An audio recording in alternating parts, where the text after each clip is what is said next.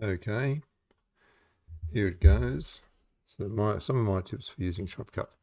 So first of all, I would suggest that you set up an external hard drive where you can save all the downloaded video, because you're going to very quickly soak up the hard drive space on your computer. So I've got like a 1 terabyte hard drive.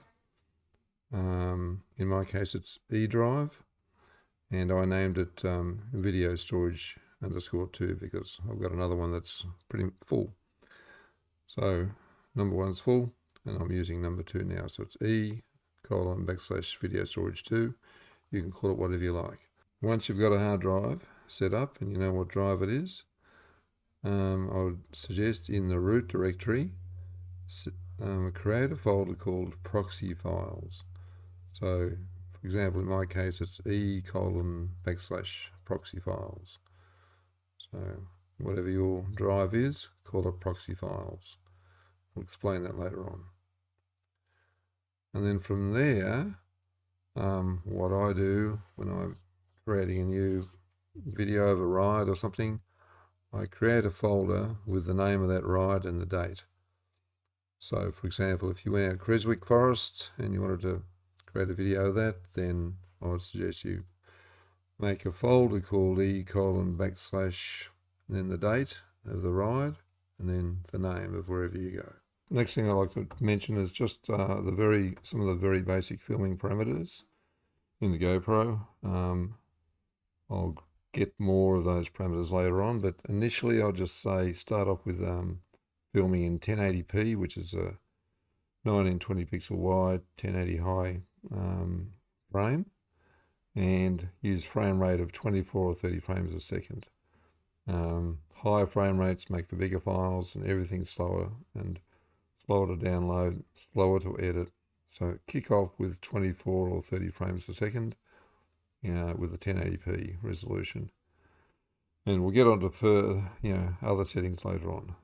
So downloading Shotcut, go to shotcut.org/download, and on there use the Windows installer and select from Windows 10, 11 on Intel or AMD. I guess you would have either one of those two CPUs. So when you go to shotcut.org/download, you'll see this window, and I reckon you should use this one here, Windows installer for the Windows 10, 11 on Intel or AMD. Grab that, download it, install it, and just initially just leave all of the settings at default. Okay, the next step is to actually open up Shotcut, and you'll see a window that looks like this.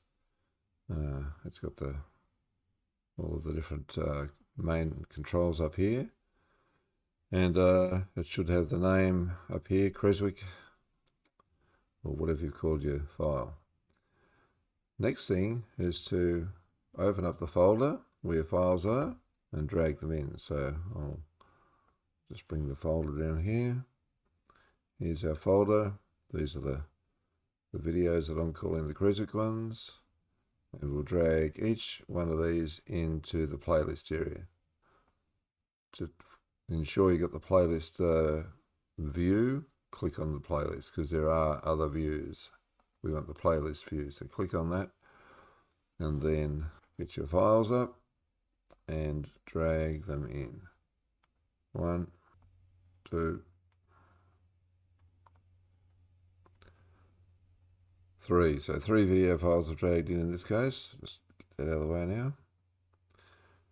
And so now you can see what's in this playlist. So the playlist can contain video files, it can contain audio files, JPEG files, or even shapes like a circle or something like that if you wanted to circle something in a video. But anything you want to use in your video, drag into this playlist area. These playlist items can be viewed just by double clicking, and they'll play. Now the files that have been dragged into the playlist at this stage are the full high def file quality. Now when you're editing in high definition, the playback and the editing process can be choppy and slow because Shotcut's got very large files that it's dealing with. And the way to get around that is to convert these files to low definition files. And the low definition files are called proxy files. So all of the editing, apart from probably the final coloring, you do in using proxy files. So to get a proxy file, click on Settings, Proxy, and click on Use Proxy. And what will happen when we do that, Shotcut will convert each file into a low definition file. And I'll just move the camera out of the way for a moment. While it's doing that conversion, you'll see a job running over on the side here. So I'll do that now. We'll see Settings, Proxy. I'll tick that, Use Proxy. And you'll see some jobs start up over here. Or we should do. It asks, do you want to create missing proxy files?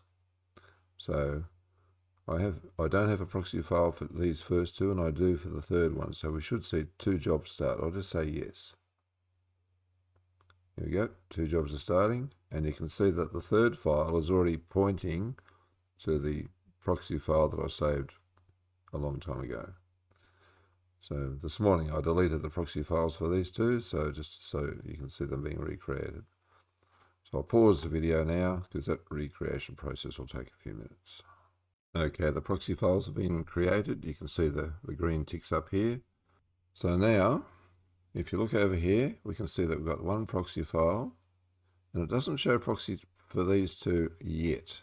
And that message that popped up on the screen previously said you'll have to restart the program. So we'll just save it.